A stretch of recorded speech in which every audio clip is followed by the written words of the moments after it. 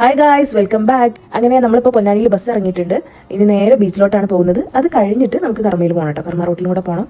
ഷിബിലി ആദ്യമായിട്ട് നമ്മുടെ നാട്ടിൽ വന്നതല്ലേ, അപ്പോൾ നമ്മുടെ നാടിന്റെ ഭംഗിയൊക്കെ കാണിച്ചു കൊടുക്കുക എന്നുള്ളത് നമ്മുടെ ഉത്തരവാദിത്തമാണല്ലോ. അങ്ങനെ ഇറങ്ങി പുറപ്പെട്ടതാണ് കേട്ടോ. ഭാഗ്യം തന്നെ പറയാം കേട്ടോ. കാരണം എന്താ വെച്ചാൽ ബീച്ചിൽ അധികം ആളില്ലാത്തതുകൊണ്ട് നല്ല ശാന്തവും സുന്ദരമായിട്ടുള്ള ഒരു അന്തരീക്ഷമായിരുന്നു. ഞങ്ങൾ കുറേ നേരം അവിടെ സ്വസ്ഥമായിട്ട് ഇരിക്കാൻ കഴിഞ്ഞു കേട്ടോ. ഞങ്ങൾ തമ്മിലുള്ള ഒരു ഡീപ്പ് ബന്ധമില്ലേ, അതുപോലെ ഞങ്ങളുടെ മക്കളും അങ്ങനെ ആവണം എന്നുള്ളത് ഞങ്ങൾക്കൊരു ആഗ്രഹം ഉണ്ടായിരുന്നു. എന്തായാലും ആ ഒരു ആഗ്രഹം സാധിച്ചു കേട്ടോ. അമ്മു അലീന ഇപ്പോൾ നല്ല കൂട്ടാണ്. അമ്മുവിനെ ഇവിടുന്ന് പറഞ്ഞേക്കണ്ടെന്നാണ് അലീന പറഞ്ഞുകൊണ്ടേ ഇരിക്കുന്നത്. നല്ലൊരു എക്സ്പീരിയൻസ് ആയിക്കോട്ടെ എന്ന് വെച്ചിട്ട് ഞങ്ങൾ ബീച്ചിൽ നിന്ന് കർമ്മ റോട്ടിലോട്ട് നടക്കുകയാണ് കേട്ടോ ചെയ്തത്. കുറച്ചധികം നടക്കാനുണ്ടായിരുന്നു, നല്ലോണം ക്ഷീണിച്ചിട്ടൊക്കെ ഉണ്ടായിരുന്നു കേട്ടോ. പക്ഷെ എന്നാലും എല്ലാവരും കൂടെ നടക്കുമ്പോൾ രസമായിരുന്നു. അവിടെ എത്തിയതും ഫസ്റ്റ് കണ്ട കടയിൽ തന്നെ നമ്മൾ കയറി കേട്ടോ. കാരണം എല്ലാവരും ക്ഷീണിച്ചിട്ടുണ്ടായിരുന്നു. കോഫി വേണ്ടവർക്ക് കോഫിയും ജ്യൂസ് വേണ്ടവർക്ക് ജ്യൂസൊക്കെ വാങ്ങിച്ചിട്ടുണ്ടായിരുന്നു. അതുപോലെ തന്നെ കുട്ടികൾ എന്തൊക്കെയോ സ്നാക്സും ഒക്കെ വാങ്ങിച്ച് കഴിച്ചിട്ടുണ്ടായിരുന്നു കേട്ടോ. കർമ്മയിൽ കുറച്ച് നേരം ടൈമൊക്കെ സ്പെൻഡ് ചെയ്തതിനു ശേഷം ഞങ്ങൾ നേരെ പോയത് റോയൽ സിറ്റിയിലേക്കാണ് കേട്ടോ. മാണൂരുള്ള റോയൽ സിറ്റി. അവിടെ ചെന്നിട്ട് ആർക്കൊക്കെ എന്തൊക്കെ വേണമെന്നുള്ള ക്വസ്റ്റ്യൻസ് ഒന്നും ചോദിക്കാനില്ല. നേരെ മലപ്പുറംകാരുടെ ദേശീയ ഭക്ഷണമായിട്ടുള്ള മന്തി അങ്ങ് ഓർഡർ ചെയ്ത് ഫുഡ് കഴിച്ചതിന് ശേഷം നേരെ വീട്ടിലോട്ട്.